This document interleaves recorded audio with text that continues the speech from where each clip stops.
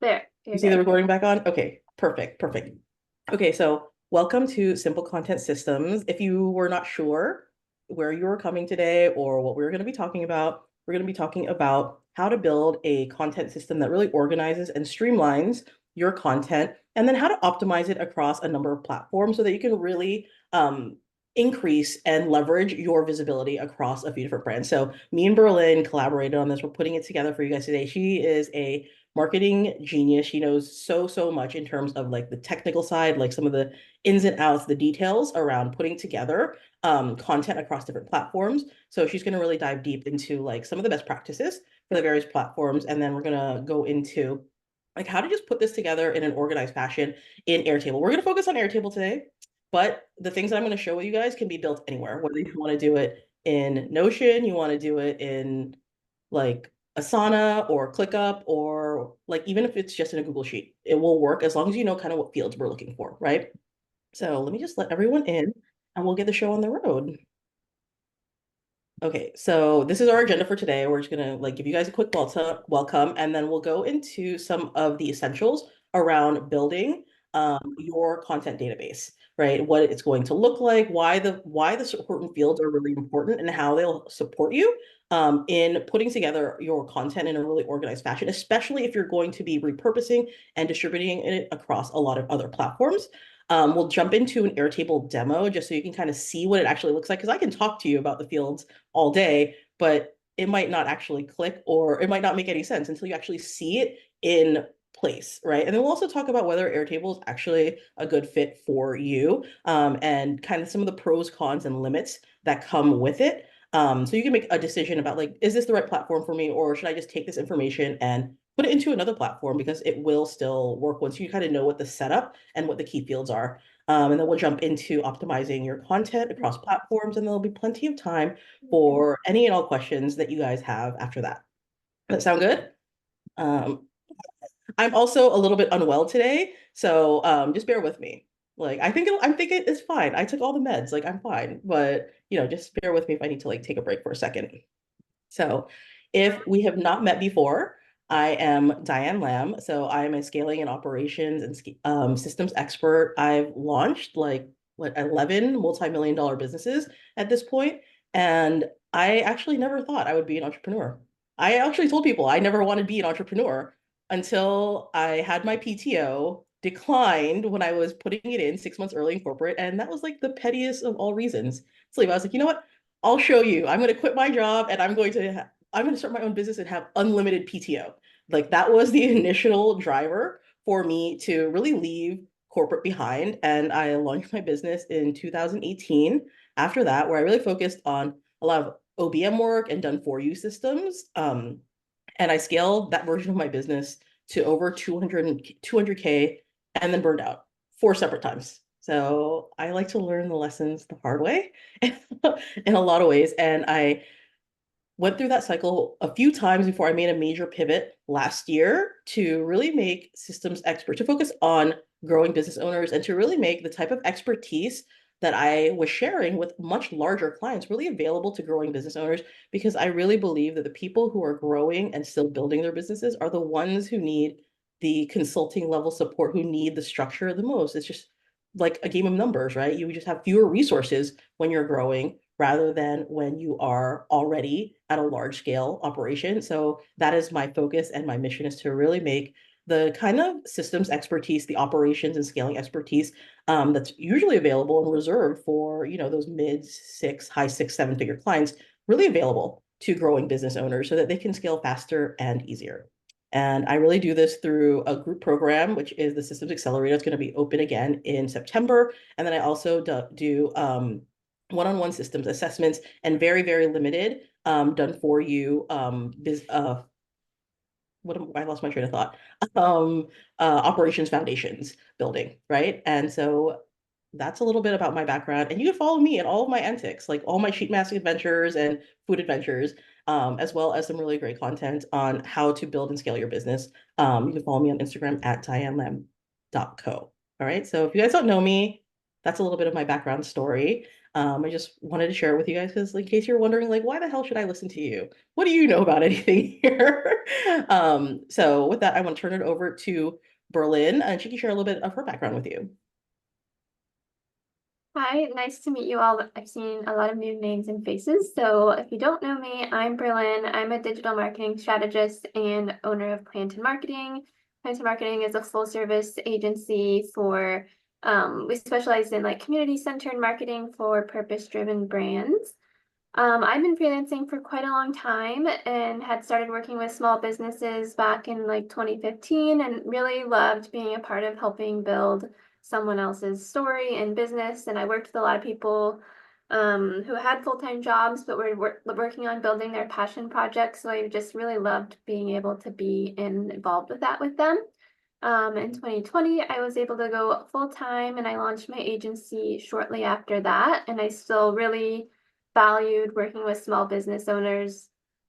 So I put together a lot of different ways to continue to do that with like free workshops and downloads. I do these workshops once or twice a month. I have tons of free downloads for people who are still in like the DIY stage of their marketing. Then I have some paid workbooks, consulting sessions. I just launched a marketing strategy playbook. And then of course we do our full service marketing when you're ready to like take everything off of your plate. And a lot of what I do is social, obviously. So today we're going to be talking all about how to still utilize all of these platforms when you're DIYing and don't want to be overwhelmed with using 5 different platforms, but you still want to have that exposure of all the platforms. So that's what I'll be sharing with you today. Awesome. So let's get into it. All right. Like, I just want to take a temperature gauge because we've set out the agenda, but I just want to know from people here kind of where are you in when it comes to content creation so that we can make sure that we are like really tailoring some of the discussion and some of our examples to you. So kind of are you at the beginning stages where you're like still trying to figure out what are these best platforms and what do I want my post to do? What am I posting about? If that's where you're at, like drop a number one into the chat. Number two is like you're just inconsistent, right? Like you know your platform, but it's hard to create enough content. And three is like you're the content machine. Like I don't even know why I showed up today. Awesome. Awesome, Calvita. I love that for you. Great, great. Okay, so I think we have a good mix of people. A lot of people are falling into number two. Oh, Erica, number two and loathing it. Okay, let's work on that today, right? Brianna, two-ish. Okay, depending on the season. Yes, Natalie, I love your content. Like, so I know when you hit it, you hit it. Okay, number ones. Okay, yes, definitely want to streamline. Two, and still refining the message. Okay, awesome. So we have a good mix of people today. So wherever you guys are in your content creation process, in this, how you work it into your business, we're definitely going to talk about how to kind of move you out of this maybe inconsistent place or a place where it's off and on or up and down, and really to a place where it's like really streamlined and organized. All right, because I think a lot of what Berlyn and I saw was that it doesn't matter how expert you are at content and how well you know your stuff. There's still question marks that come up when you have to create content and when you have to do it consistently over a long period of time, especially when you're doing it across multiple platforms, right? So there was something that I heard another friend of mine talk about this where it was like they call it the content scaries, right? Where like you're posting on a lot of platforms and then it suddenly becomes like, oh, am I shouting into the void? Is this the right platform? And should I be on all these platforms? What should I even post on this particular platform, right? So when should I post it? Like, is it because I'm not posting at the right time? I hate recording videos. Should I be making reels or TikToks or leading into graphics? Or I keep forgetting to make content. If these are some of the things that you guys might have run up against as you've gone through your content creation journey, can you just like drop into the chat? Let us know, because these are the things that I think we run up against most frequently when it comes to like creating that consistency, especially when you're trying to push it across all platforms, and making sure that there is some consistency in the messaging, right? Or one of the big ones that I hear pretty frequently is that, well, I keep half my content in Canva. I keep half of it in a Google Doc. Oh, and then I have some in my notes, and then I have some in IG drafts, and then I have some in my head as well. And then when it comes to time to create the content, it feels a little bit disorganized and it feels difficult to pull it out and then get it to one platform and then the next and the next and the next, right? Ashley, I have so many ideas, I get overwhelmed. And then, yes, creation takes a long time when you're trying to pull it from a lot of different sources. I definitely get that. And I've certainly been in that spot as well when I was trying to like, let me just do it on my phone or like send myself Boxer messages of ideas that I had that I wanted to talk about. And then all of this in combination really makes that consistency kind of challenging, and it makes it hard to redistribute your content in a really streamlined way, right? So, Natalie, I have viral ideas all the time. And for my clients, then I personally create what's easy versus intentional, creating content that would reach outside. Yes, yes, right. Like again, I know it because I am bought into your message. And I'm like, oh, every time you put something out there, like this hits. She knows exactly who she's talking about. She knows me. And then sometimes it can kind of fall out of the wayside where I'm like, oh yeah, I'm used to creating in this way. Like this is the idea I'm running with right now. Right. So this is something that we call the content scaries. And the ticket out of this is really the organization and getting that content out of your head and the five other places that you might be keeping it and into like a safe place where you know it's not going to get forgotten, it's not going to get lost, it's not going to crash, it's not going to just disappear at the end of the day. And then also to have a process for repurposing, right? So having guidelines to turn that one piece of content into the five that you want to show up across the different platforms that you have, right? Well, it doesn't have to be five. It could be like one, two, three, or five, or 10, however you want it, right? But like having some clarity around like, how do I transform each piece of content now that I'm seeing it in an organized manner, so that it can really work across the platforms that I'm really focused on, right? And okay, let me just pop into the chat, but I want to create better for new eyes and new growth. Yes, new eyes, new growth is just slightly different tactics, right? A slightly different strategy. So I think what Berlyn goes into today will kind of help optimize in some ways and potentially help you reach new audience. Okay, so we're going to take you guys out of this kind of content inconsistency, scary place. And first, we're going to dive into the organization of it, right? So it might be like, well, why do I need to organize my content? I just need better ideas, or I need more strategy, or I just need to tell you to tell me how to do it, right? So when we're talking about creating content consistently, the goal is really to get it all into one place so you can see the forest over the trees. So it's not like, oh, well, I look at one idea and I see it within the context of just this one idea on one platform. When you can see your content in a really organized fashion, you know where it's going to go. Say you're going to take it to Pinterest and you're going to take it to Facebook. You can see the full scale of it and you can see the ways that you're going to transform that one piece into three pieces, right? Because the changes that you're going to make, the adjustments you're going to make are actually really not that big. When you're looking at content, or I mean, I wouldn't say like for sure, but like you're not starting over, right? But they're generally not going to be major changes, and it's a lot easier to do that when you can see it all in one place. So the goal of putting it all together within a content hub is to really be able to see the full landscape of like, hey, is this story, is this the messaging arc that I really want to take people through? Is this content really flowing through and the same note in the same vein across these different platforms? Like that's why we're really trying to get it organized into one place. This also helps you streamline your content creation process. So if you've ever tried to work out of like a lot of different tools or a lot of different places, it can be really challenging to be like, oh, okay, well, I need to go to this Google Doc to do my emails. And then now I need to go to, my later drafts to do my Instagram post. And then now I need to go to, I'm doing it on my phone for my TikTok uploads, things like that. So when we are trying to create streamline, we're trying to like smooth out the process.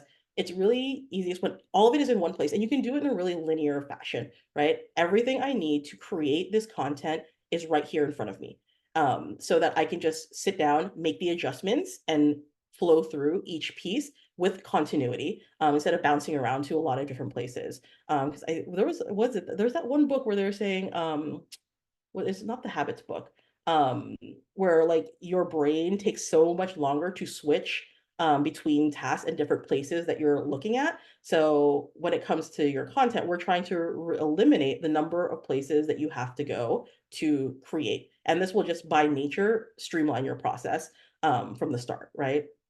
It also simplifies the adjustments to create for other platforms. So when you are flowing through and you're like, oh, I always start with email, and I know that I have to cut it down to like what 2,200 characters for Instagram, it's easy to have them side by side and pull what you need or what is less relevant to your message in an Instagram post. Like when you have them together, you can just remove the pieces that are maybe just, I don't want to say fluff, but like more filler, and maintain the integrity of the message and go through those adjustments a lot more quickly.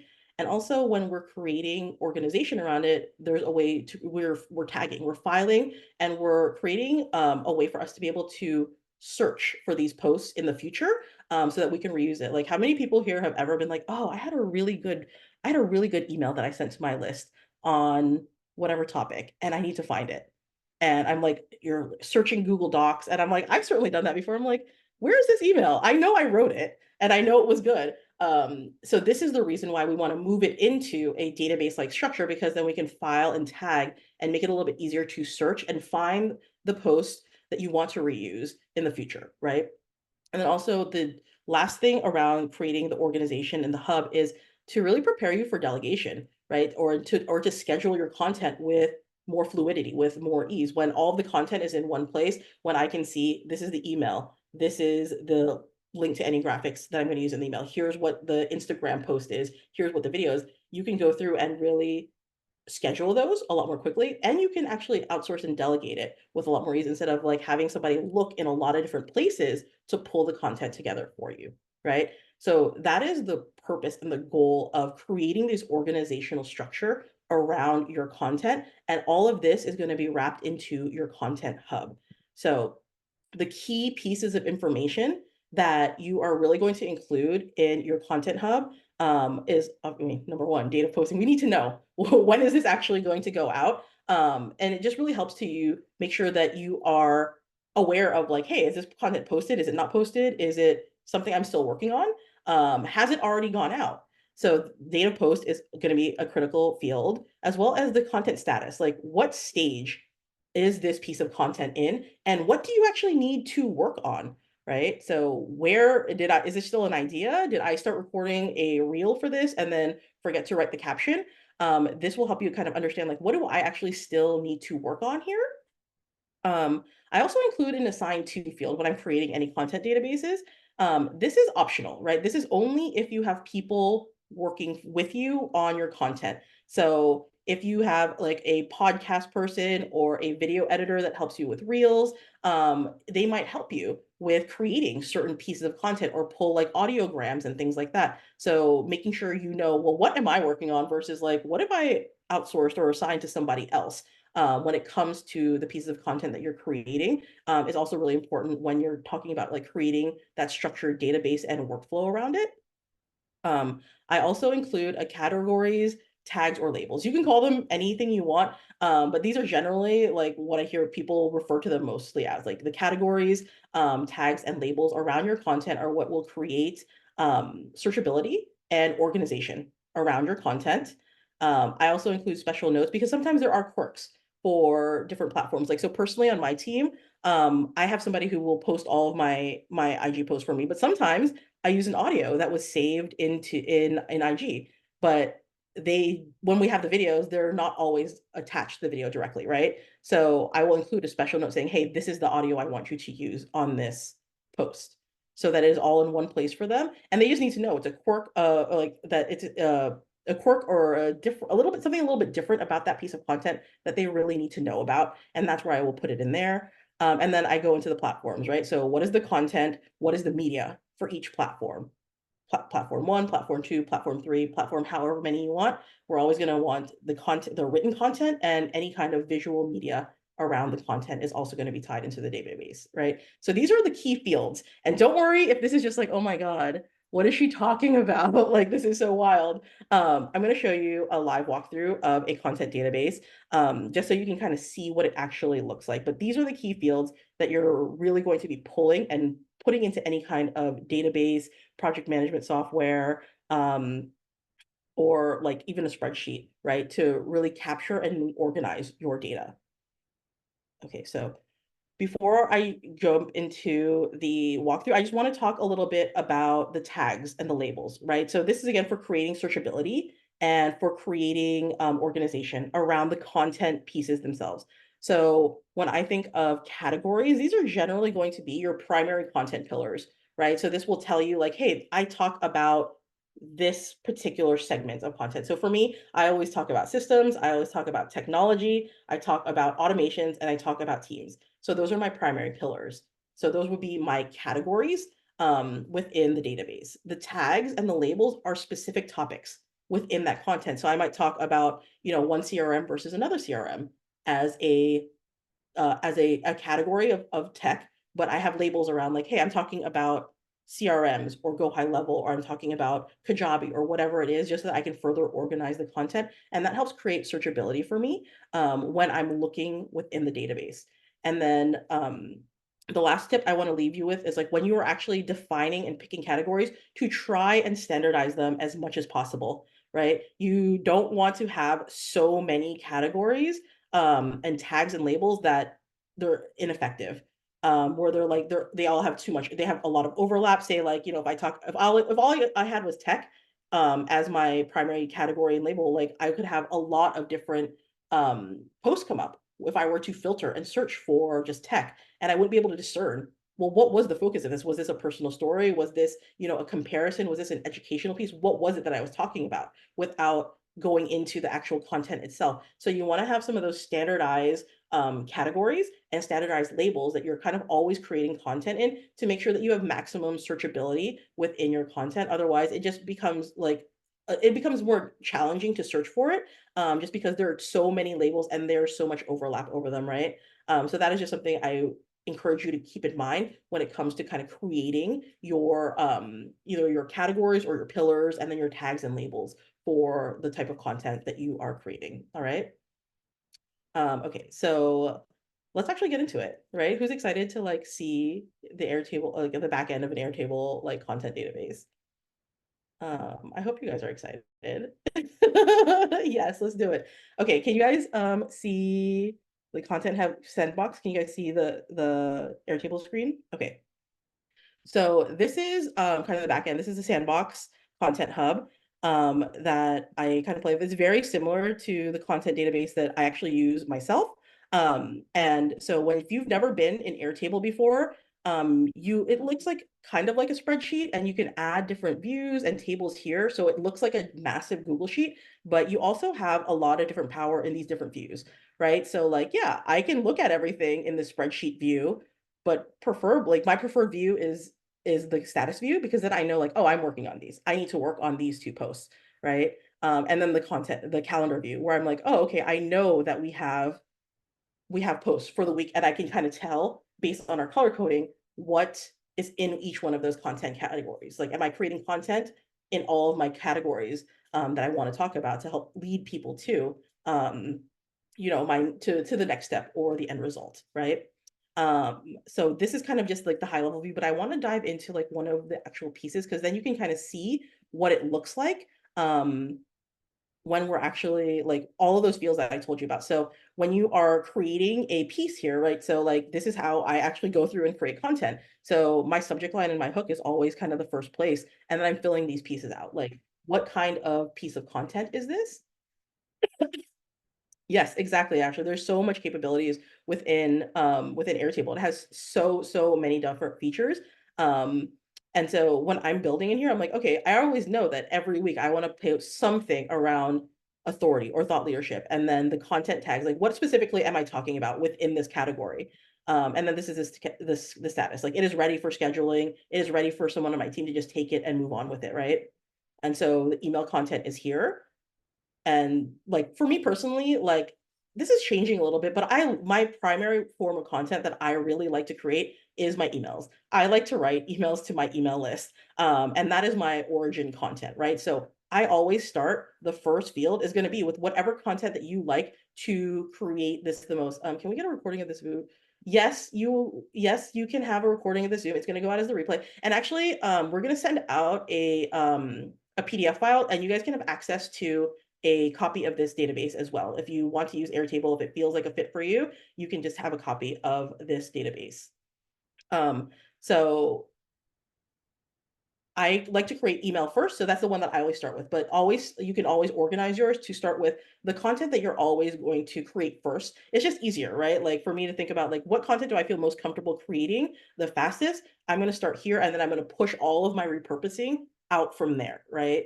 So I start with email and then I drop in like if there's like a GIF or a video or a picture I want to use in that email, I will drop it in here so that when my team pulls this and they're ready to schedule that email, they have everything they need to schedule this email. They have everything they need to prepare our Instagram information.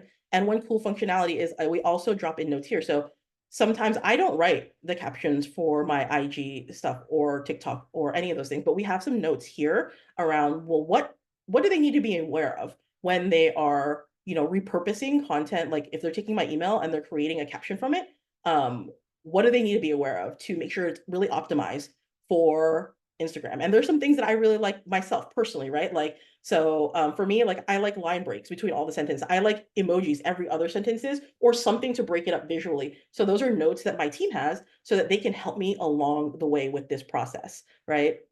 And they know how I like it formatted, and they can take this very long email and turn it into a much shorter caption. The video that we're going to use for this reel is right here. The TikTok caption is again much shorter, and then we have our notes around like what do we include when we're creating this kind of caption. This is the same video as what is up here, the Pinterest title, the graphics for whatever is going to go into that Pinterest post. And then if we're going to push it to LinkedIn, like what are we doing or changing for it to be on LinkedIn is here in this one base. And then we have caption only. And then here's kind of my note to the schedule. I want you to add trending music at high volume. And then this is the saved audio that I wanted them to use. So all of those fields that I walked you guys through are all built into the database and to each card so that when we're creating content, whether I'm creating it all myself or whether I'm asking someone on my team to help me with a piece of content, all of it is all in one place. So I can refer back to like, okay, so, they put this into the ready for review status for me, and I can look at this and like compare it to what was up here. Is this still the same vibe? Is this the same message? Is it still landing? And I don't have to scroll between a lot of different places to really pull all of that content together. It is all in one place. And when it is ready to schedule, all of the resources are right here. So that scheduling goes from like, oh, I need to go to like, our Google Drive folder with the reels to, this Google document to then our scheduling platform. It's kind of eliminated because it's all being done in this one spot here, right? So this is kind of the overview of like why all those fields are really important, right? They help you really create all the content in one place, have everything you need in regards to that content in one place. And then it also helps anyone who's going to help you create content or support you with content in the future, really be able to see and pull this information for you, right? Does that make sense for everyone? Is that landing? Okay. So one other piece I wanted to show you guys is like, because I really focus on the calendar view because I need to make, like, for me, it's like, it's important that I'm creating content in these various categories every week, right? This is what like helps bring the people who follow me, like, another step within the journey to go through the whole journey with me. So every week I'm looking at like, hey, are we just pushing all educational posts every single day? Well, that's not part of our strategy. That's not how we are really pushing content. So making sure that there is variety, it really helps me see it on a calendar view. It also helps me see if there's any gaps in our calendar, in our schedule for posting.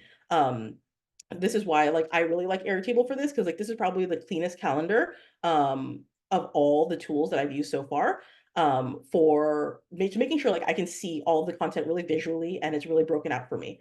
The status view is probably the one that I work in the most because this is where like I just know like if it's drafting, like it starts with me because I'm the one that drafts our origin content. Like I write the emails. And so from here it goes into like any kind of graphic design, it goes into proofreading. If my team has done anything, it goes into the for approval category, right? If I have revisions or notes for them, I will drop it into the revisions category. And then when it's ready to schedule, that's when they know like this is a category from on my team to really take on and really start to be able to post themselves, right? Like this means it's done. I'm finished touching it. I've approved it. Just go do your thing is kind of what this category means. And all these categories are also built into the database here. So let's see. So all of the statuses are built here so that we can just push them along if we want to do it through here as well. Ashley, how many people are on your team? I have 3 people on my team, right? A project manager, a caption writer, and then someone who does like visual stuff, like graphics and video editing. Yeah, so like is that all? Yeah, that's the 3 of them for any kind of design. And then my project manager will jump in with any kind of tech stuff that I need as well. So these are the 3 pieces. And the other, like the reason I was talking a lot about those tags, right? Those content categories and those tags was because I repurpose a lot of content. My database, so like I created the sandbox for you, but my database is I've been using probably since 2018 and probably has like over 1,000 pieces of content in it at this point, right? So when I'm going through and I'm looking for more content to post, or if I know I'm going to be launching sometime soon, I'm going to be looking for the filters. Maybe I want to talk about a tech program or something, right? So then I'm looking at the filters here, and I want my content tags to be any of like, maybe I want it to be, let's just talk about content categories. Maybe I'm just looking for anything that is tech, or no, that's not it. Content tags, tech. Then I can pull all of the tech system posts any um that are around technology. And I know that this is a personal story. So if I'm going to use it in a launch, like, oh, okay, so I have a personal story for this, then I can fill in other pieces of content, maybe educational pieces, sales pieces, aspirational pieces, and I don't necessarily, and I can just reuse this piece of content, right?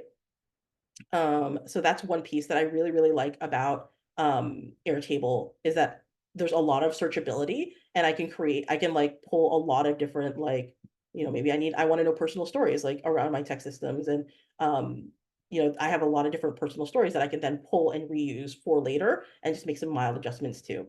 So that is kind of where I really land and play with Airtable. And I do like it because it is maybe a little bit, I will say it's cleaner than a Google document or a Google spreadsheet. Like you can definitely do this in a Google spreadsheet, 100%. This is exactly a spreadsheet. You just lose the views in the spreadsheets. And then it's a little bit harder to do the categorization and like a lot of the tagging is a little bit more challenging when you are doing it in just a straight up spreadsheet. But you can recreate this 100% in like a Notion or any other or a Monday, any kind of database tools. This can 100% be recreated if you're already using it there. If you are not using Airtable already, they do have a free account where you can use this template. However, there are some limits. There's a limit on the number of records that you can have within a free account. So I can't use a free account because I have well exceeded the number of records for one base that is limited, right? And then also there is a limit on the size of your base. So if I will say that if you are really thinking like, hey, I should move to Airtable because I really like these features and functionalities, then I will say that you probably want to stay away from uploading direct documents in here, which is like a field like this, right? Where you can literally just upload all your videos, you can upload all your graphics, all that stuff. I generally prefer to use links just because it keeps your database smaller and it makes it like a lot cleaner and faster to move within the database versus other databases like, or if you upload a lot of your videos, and what I found in my databases, they would get very slow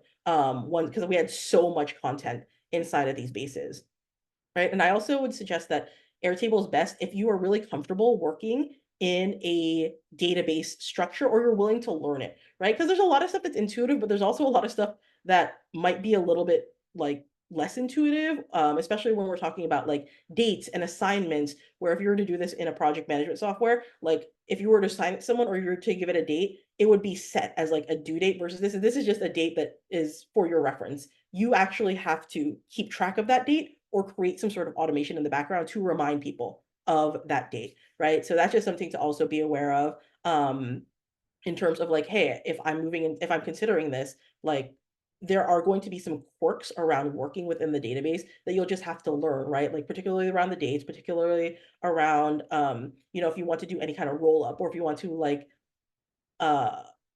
tie your records together, like if you had a if you had a launch, you want like to say, hey, all of these emails are part of a launch. There's just like some quirks. You have to use like functions and formulas that are not quite the same as like a Google Doc or Google spreadsheet or Excel. They're just different. They have their own set of language around their formulas and functions in Airtable. And I think that's probably the place where the learning curve is the steepest. What is the other Airtable project management system? Oh, okay.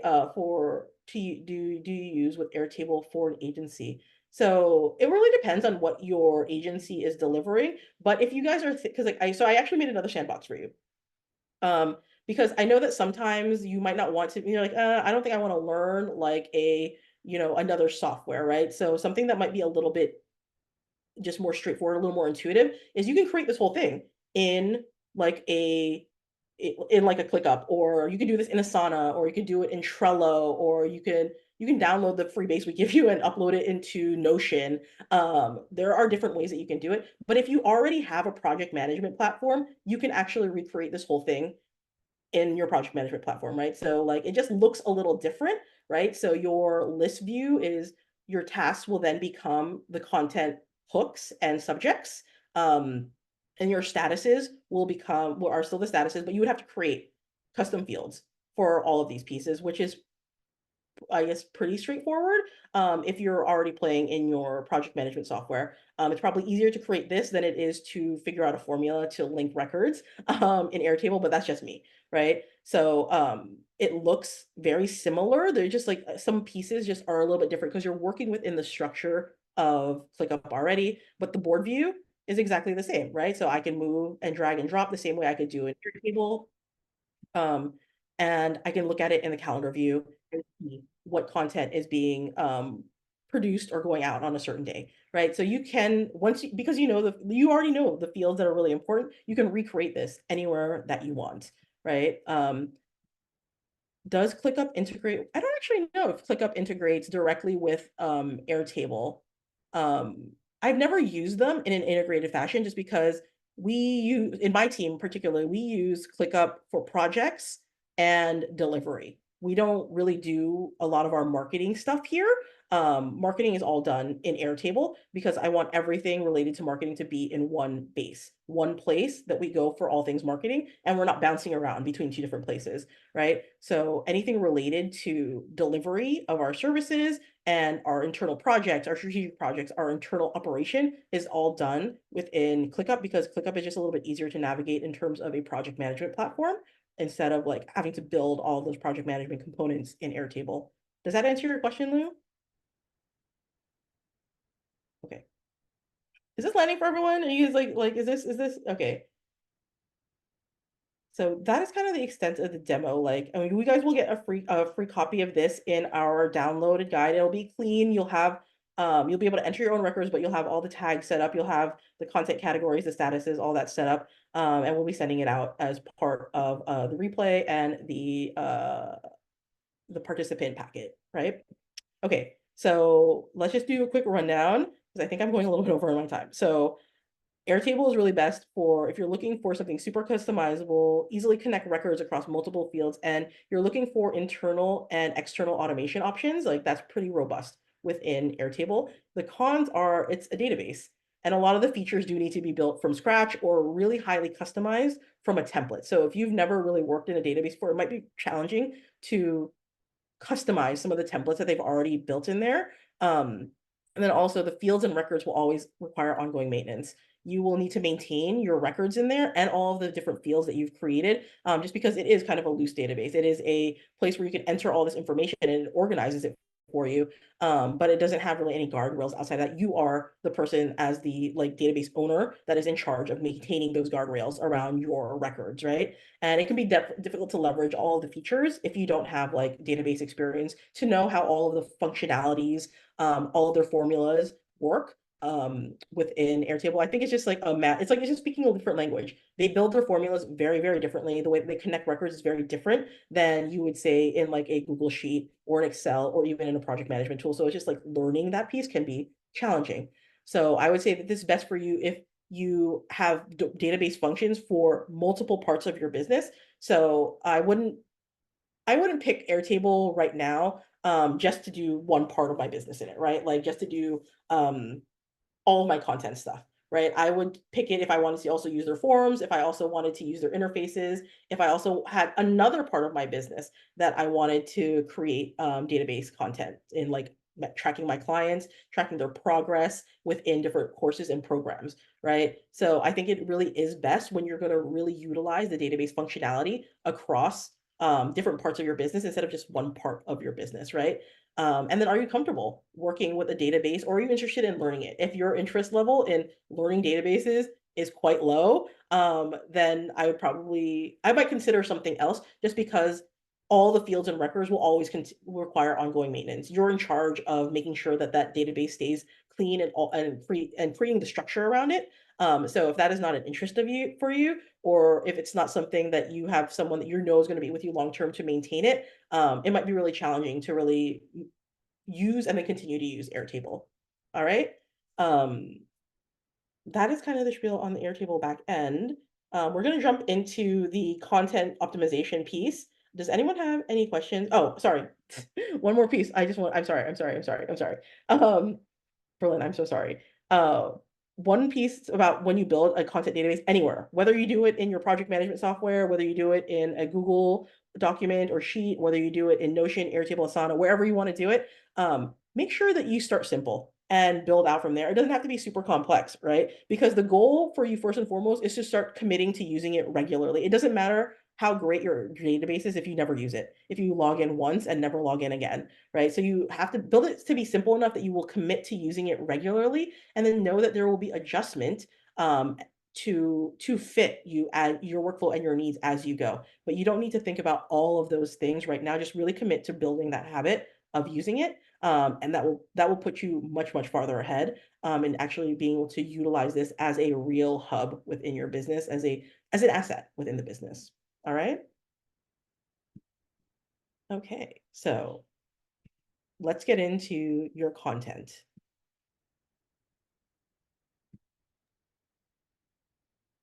That was awesome. Thank you for sharing that. I'm a huge Airtable fan myself, and I just wanted to share one tip for people that were struggling with like organizing their content ideas. So whether you choose Airtable or like another platform, they all have apps now. So I have the Airtable app on my phone, and then in my calendar workspace, I have an ideas tab. And so anytime something pops into my head, because our good ideas never come to us while we're sitting at our desk, right? So anytime something comes to me, I open my app, drop it straight in there, and then when I'm ready to do my calendar, all of my ideas are already there, and I can just look at my ideas tab and then drop things into my calendar, instead of like looking at my notes or sometimes I email myself. So instead of like gathering all of my notes, everything's ready for you there. So, okay, let's get into how to repurpose your content, getting your content distributed across 5 different platforms. But before we do, I'm curious what everyone's current go-to platform was. I saw somebody mention Instagram and email. But what else is everyone's go-to platform right now? LinkedIn, good one. TikTok. Ooh, that's cool. Not a lot of people use that as their primary, so that's really cool. Um, blog, good. Instagram, LinkedIn. Cool. Okay, so Facebook, Instagram, all of them. Very cool. Okay, awesome. So posting on all these platforms takes a lot of time or resources, right? So, but even if you don't have that, you still deserve the reach that they all can give you. So that's what we're going to be diving into today, is how to create like if you're using Instagram, how to just start with that post and then use that general piece of content to distribute across all of these other platforms. We're going to talk about email, TikTok, LinkedIn, Instagram, and Pinterest today. So while you do this, it is ideal to have like a specific strategy for each platform, but until you have the availability to do that, this is definitely a great testing period. Even when I do create specific strategies for my clients, the beginning really is just a testing period where we're posting basically the same content across all the platforms. because you never really know how your audience prefers to consume content, what's going to land across different platforms and all of that. So this is a really great time to just test how everything's landing on the platforms and with your audience. And then when you are ready to create specific strategies, you have all of this data to kind of look back on. And as you do this for a couple months, you'll also start to learn, okay, this isn't really working here, so I'm going to skip posting that here, or this does really well here. So this will give you a better idea as you go on like where to focus your time on repurposing the content. So should everything be reposted? This is a yes and a no. So if you create like trending reels or trending TikTok content, that might not land really well on like LinkedIn or on an email newsletter, for example, but it will like inspire you to create something else for that platform. I don't post a lot of trending TikToks, but I think the last one I did was like the little baby who was like me. And I think the content was like, who wants to learn about Airtable or whatever. So I'm not going to post that exact piece of content on LinkedIn, but I can create a short post from that and just say, hey, who's struggling with your content calendars? Here's a cool Airtable, whatever I was talking about. So I'm not posting that exact content, but it will like inspire you to create or to kind of reshape that content for a specific platform. So yeah, I think ideally everything could be reposted, but we're going to talk about like what specifically could go where and how we can kind of reshape that for the platforms. As Diane mentioned, all of this will be given to you on the Airtable template. I'm not going to talk through specific examples. I think that could be boring to read through all the posts, so I'm just going to talk about tips and tricks. And first we'll start with your email newsletter. All right, so your email newsletter, this is a really great place to nurture and convert your audience. So everybody who signed up to your newsletter is not a cold lead, right? They've already seen you somewhere and they've signed up for your newsletter for some reason. So you do want your email to be super packed with value and light on the sales content, just not like 100% sales. Having an email audience is super valuable, so you do want to make sure that you are keeping your audience there by always providing them value within your newsletter. This is a really great place to nurture your audience, like I said, so you can be a lot more personable. Think of it like talking to your friend. So anytime I reformat something from like a TikTok video or an Instagram caption, I just kind of change the format to make it more like one-on-one and more valuable. Sometimes I'm expanding on what I've written in a caption and just adding more educational pieces to it. You definitely want to have a call to action. So while you're not like directly selling something most of the time, you can say, you have your educational piece and then say, hey, if you want to learn more, here's a blog, or if you want to learn more, sign up for this workshop or get this download. You can have like a call to action in your newsletter. The content that you're going to focus on in your newsletter is your middle and bottom stage of the marketing funnel. So the middle is a lot of like nurturing, and then the bottom can be converting them and getting them to go to the next step. A couple examples of how I've repurposed TikTok or Instagram captions into my newsletter. Sometimes I will just take my TikTok video and embed that into my newsletter, and then I'll include the full script of what I said in that video as the email content. So they can either watch it if they want to, or they can just read through it really quick. And then I usually like to expand on what I've said in the video to provide more context or like more information.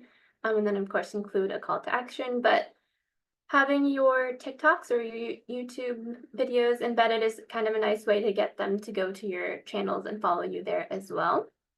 Or another example is having it or Instagram caption and just expanding more on the story. Or if you did like a carousel post, maybe that was like bulleted list, and then you had a really strong caption to match with that, you can kind of turn that more into a readable story and expand on that and put that in your email newsletter. So those are a couple ways that I like to use, repurpose my content from social into my newsletter. Does email have a good open ratio? I hear that it doesn't convert well in some spaces for some demographics because people get spammed in their emails. Totally. So what industry are you in, for example? So yeah, that's why I say that you always want to have your email packed with value so that you don't lose your audience. I think typically a good open rate is like 50 to 60%. You always want to play with your subject lines. That's a good way to test to get people to open up their emails. And then that's why I just like to keep it very short and sweet, not salesy. So that way they're always more encouraged to open your emails. And with that too, I like to keep all of my content very packed with value. So they already have an idea of what they're going to get with their newsletters when they sign up for me. So if someone's always posting sales content, it's not going to be really drawing to sign up for your email newsletter because they already kind of have an idea of what they're going to be getting in their contents. So yeah, I think just as long as you have something really valuable to them, they'll open up your emails. Okay. Instagram. So back to should everything be reposted? Instagram is a really good place for both evergreen and timely content. Same with your newsletters. Obviously, if you're doing something timely, you're going to share that in your newsletter. Instagram is a good place to really connect with your audience. You're building that relationship with them. This is where like a good top and middle funnel stage. So that includes a lot of like educational content, entertaining, relatable. And I still like to keep sales content pretty limited. Maybe like 10% of my content is sales. Just because again, I think providing value is valuable. And I'll do a lot of more sales content in the stories. So this can be where you put like your educational content. You're diving into how like what your process is like or things that you've learned or tips that you can share. This is a good place for that. You also always want to include keywords in Instagram, keywords and hashtags. Instagram is kind of breaking away from tags a little bit and leaning more towards SEO. So I always recommend doing keyword research. And even that doesn't have to be really overwhelming, and you can basically utilize the same keywords to start across all of these platforms. Say that again. Sorry to interrupt. I just wanted to make sure I captured what you said. That Instagram is moving away from hashtags and they're doing what? So it's becoming more search engine optimized, which means they're focusing more on keyword content. Um, they kind of go back and like right now they're saying their limit is 10 hashtags. I've heard 3 hashtags, but they're really focusing on keywords. So like you can on Google and TikTok and Pinterest, just search a question or just search for something. Instagram's trying to do the same thing. I don't Gotcha. think they're doing it as well, but they're really trying. We're trying. Okay. All right. Gotcha. I just want to make sure I heard you. Yeah. So like you would use those keywords in your caption. If you're doing a reel, I like to use the keywords in my reel content, like what I'm saying, because it's picking up on all of that. And then, yeah, so again, you don't have to make keyword research really overwhelming. Just think of like what your core keywords are for your business and just start with that. Instagram is another great place to include a call to action, and that could be save, comment, share, obviously message you, tap the link in my bio. Instagram really focuses right now on saves and shares, and so that's how they'll determine the value of your post, which I think is silly. But if you get people to save and share your content, that will really help you like boost your how far they put your content out. One note for Instagram Reels, I film all of my video content in TikTok and then repurpose that to Reels. And Reels do have a limit of 90 seconds, which is annoying. So if you are creating your video content in TikTok, just keep that in mind. I try to cap everything at 90 seconds if you do want to repurpose that over. And then their caption character limit is 2,200 characters, which is a lot. So that also makes it really easy to transfer to emails. So if you just want to capture or copy and paste your caption straight to emails, that's good. But the reality is a lot of people don't read that on Instagram. So I like to keep them shorter to medium length, have your call to action, and just keep the body or like the main message in your content, whether it's your static image, a video, or a carousel. And I think that's it for Instagram. Okay, TikTok is another good place. You obviously want to have your keywords in your video and in your caption. This is a good place for evergreen content. So if you are talking about a flash sale or a workshop or something that you're doing that has a date attached to it, it doesn't always do very well on TikTok. You can post it and see how your audience does, but typically I see views kind of pick up over time. So generally I try to just keep TikTok to evergreen content. They also have a character limit of 2,200 characters in their caption, but nobody reads the captions. So if you are going to take like a reel and video as the same, your Instagram caption can be a bit more longer and engaging, but nobody reads that really on TikTok. So I like to keep that pretty short. If I do want to have more information, it'll just be like bulleted points. But I like to have a call to action in my TikTok, so I try to just keep it short so that the call to action can be seen. I've asked in my videos before, is anybody reading this? And like nobody respond, or like one people will respond and say they read it. So just the way that they're formatted on the video, it's just really difficult to read. So don't waste too much time writing your TikTok captions. This content is really good for connecting with your audience and then getting them to somewhere else. So this is really good for your top of funnel marketing. The call to action should always be to go to your Instagram or to your website, obviously. It's really hard for TikTok to, like a lot of your content, if you go to your analytics, will be like from the For You page. Your followers don't see a lot of your content. So this is why it's good for top of funnel and just kind of building a connection and then trying to get them to another platform. For repurposing Instagram content or blog content, I like to, if I have like an Instagram carousel, I'll just kind of read through that or talk through that on a TikTok video and then kind of just read through that in my caption and turn that into a video. If I have a blog, I'll just do a quick summary of that in a TikTok video. So those are a couple ways to repurpose those pieces of content. And then, as I mentioned, you can put this, like your TikTok videos, on Pinterest, on your Reels, in your email newsletter, on YouTube. So these videos can be distributed anywhere.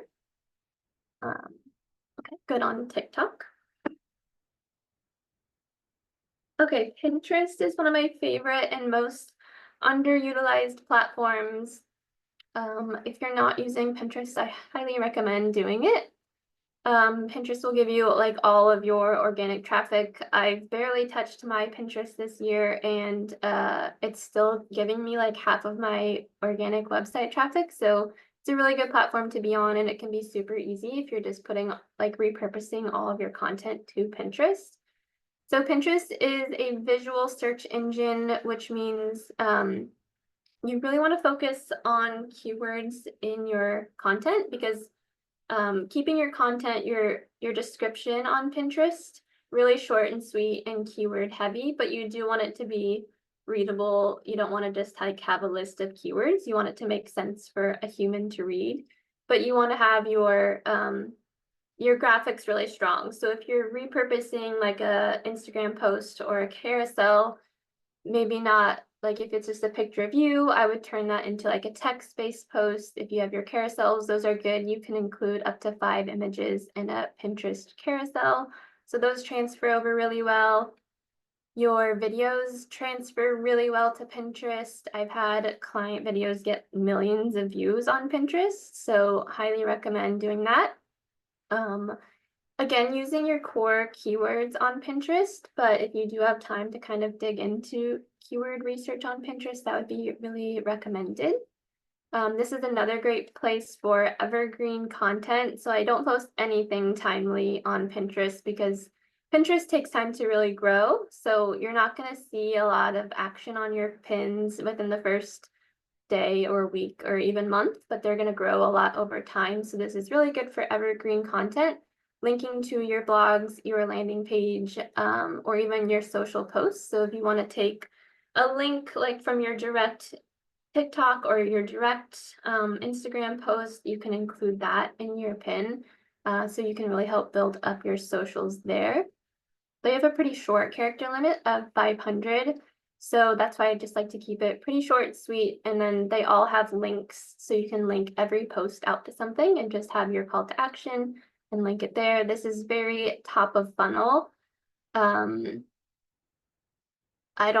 think I have like 50 followers on Pinterest. I don't know, people don't really follow you on Pinterest, but you'll have like tons of views. So very top of funnel there. Good on Pinterest. Okay, LinkedIn. This is another great place for both evergreen and timely content. This is where you're going to be speaking to like potential clients and customers, but I don't like to do it again in a really sales focused way.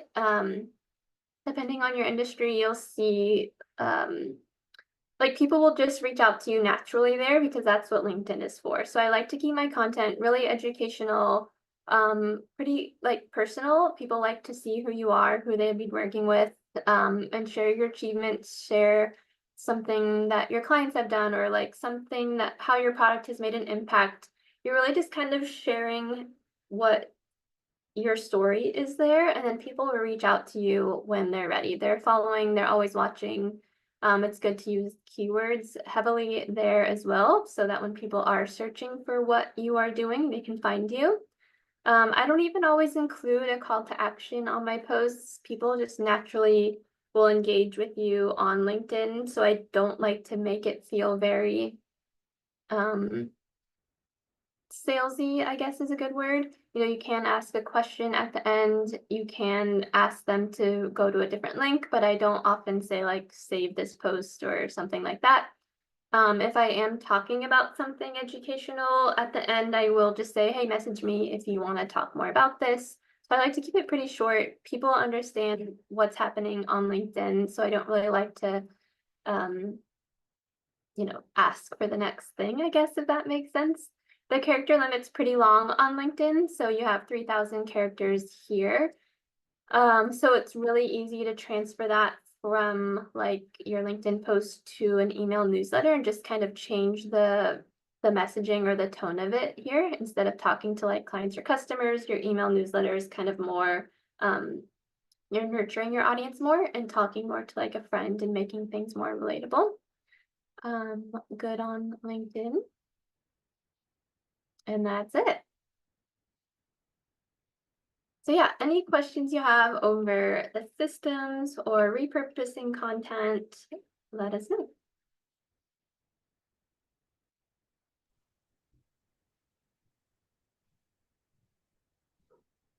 Berlyn, I do have a question. Just out of curiosity, what services do you offer? And if I missed that in your intro, I apologize. Oh, no problem. Yeah, so we're a full service agency. Okay, We yeah. do like social, email, influencer advertising, website, all of the things. I remember now. Yes, yes, yes. Okay. So, yeah. Okay. It'd be great to get your information if you can save or send it, put it in the chat. That'd be Yeah, great. for Okay. sure.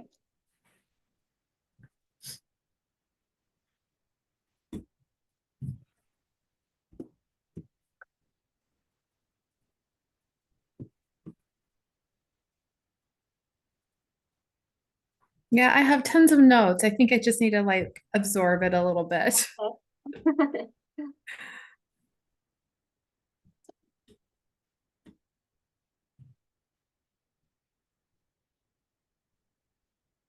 I missed the first half. Is there a chance I could get this recording or? Yes, we're gonna send out the replay as soon as it finishes processing, either later this afternoon or first thing tomorrow. It will go out. You'll get the replay. You'll also get the link to the Content Hub template, so you can download, save it, duplicate it, create your own account, all the good things. Okay, thank you. So do you think it's better to focus on one platform and really build that up before moving to another platform?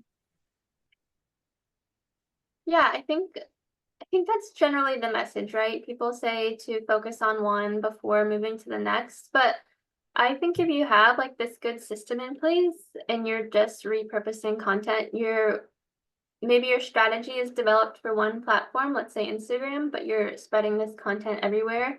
Like as I mentioned, it's a really good testing period to see like what types of content does perform well, how your audience will react. So that way, when you are ready to dive into creating individual strategies, you will already have an idea of like what's working really well and what's not. And each platform also shows like your audience demographics and like keywords that people have researched. So you'll already have all this data built up.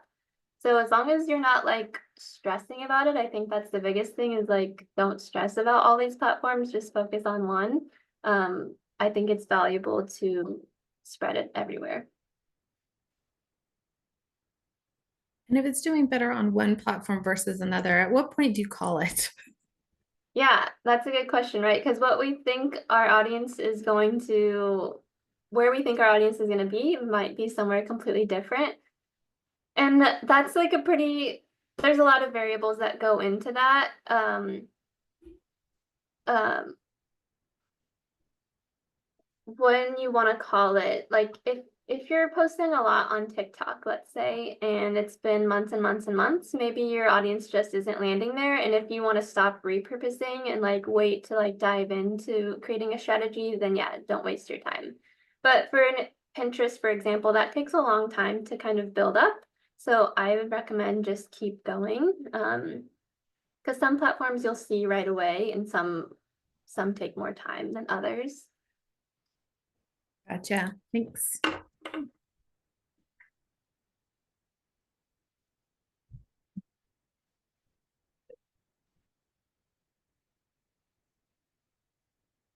All right. So if anyone has any other questions, certainly feel free to drop it into the chat. Berlyn is definitely like a master of her craft. I think I found her from her content as well.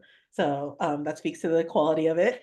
Um, and yeah, like we will be sending out the replay. I know that Berlyn has a really cool strategy call. If you guys just want to dive a little deeper or like look into one platform, that is definitely something that is available for you guys. Berlyn, do you have a link or do you want to talk about it a little bit? Yeah, so I'll pull up a link really quick. So yeah, if you want to dive into more of like your strategy or repurposing or anything, I do consulting sessions as well, which we can dive into this deeper together. We can talk about it, or it can just be like a working session, however you want that to look like is available for you. How do you track analytics on all the different platforms? That's a good question. A lot of people use different tools, like a lot of schedulers have them built in. A lot of schedulers have them built in. I like to just look at the platform though and their own analytics, and then I track all of that on a Google Sheet. I know that's like kind of more extensive than just exporting from the like schedulers thing, but that gives me time to like look at how everything's performing and like force myself to look at stuff. So I like to just look at the platform's analytics and then put that on a Google Sheet to compare every month. I just want to tag on to that because like that's something that I do as well. Like I have tried probably every analytics aggregator out there and they're just not very they can't aggregate really good data. It's always very, very high level, like whether it's just your followers or likes on very limited numbers of posts. It's not particularly useful, right? So even in my business, in my team, like I have somebody who will go in and like every week kind of pull analytic data. Just so that we have it on hand because like I have not found one. If you guys know one, you stumble across it, you let me know because I will be the first one in line to try it out. And I will say that a lot of big businesses are also the same way, right? Like I don't know how familiar you guys are with like Jordan Gill and like the System Save Me process, but she does all of her analytics by hand as well through an Airtable form that she's literally filling out every week. Like I think she shared it like she shared it like a year or so ago, like in one of her emails where she's like, I do it all by hand. And like she has a form that she fills out where she just drops in the numbers and then lets it go into her email because it's the cleanest and the most accurate way to pull information as well. Like that's just something that I've encountered and seen across the board as well.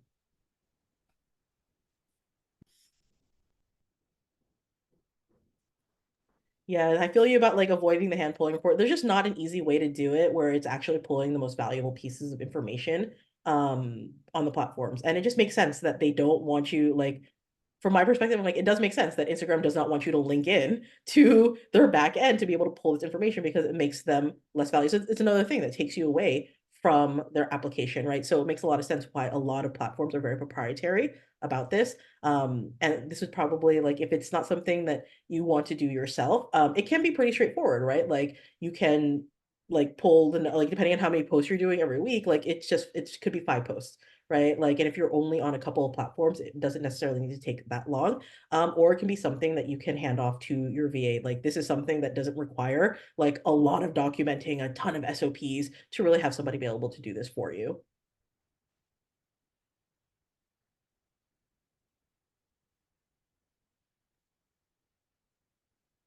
Does anyone else have any other questions?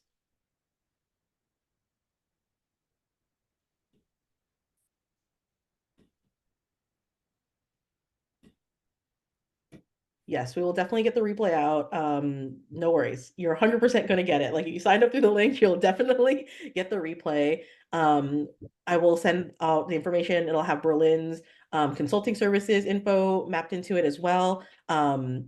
I'm also doing a free 30-minute consult. Like if you guys ever, like if you have questions about like your backend, your systems, your content hubs, I'm going to open up 3 spots for people to grab just a free 30-minute consult. No upsells, no pitches or anything like that. I just really want to be able to, like, if you have questions, like, let me help you. I will just help you. All right. So I will drop the link into the chat if you want that. And then we'll also include it in the replay email that goes out. All right. Like, but I thank you guys for like hanging out with us this morning and, you know, maybe a little bit loopy from like all of like Dayquil I took this morning, but you know, I'm feeling better now. I'm feeling much better now. Yeah, thank you. That was so informational. That was so good. You're so welcome. For joining us. All right, everyone. So we'll just say until next time. Bye, thanks for Thank coming. you. Bye. Bye.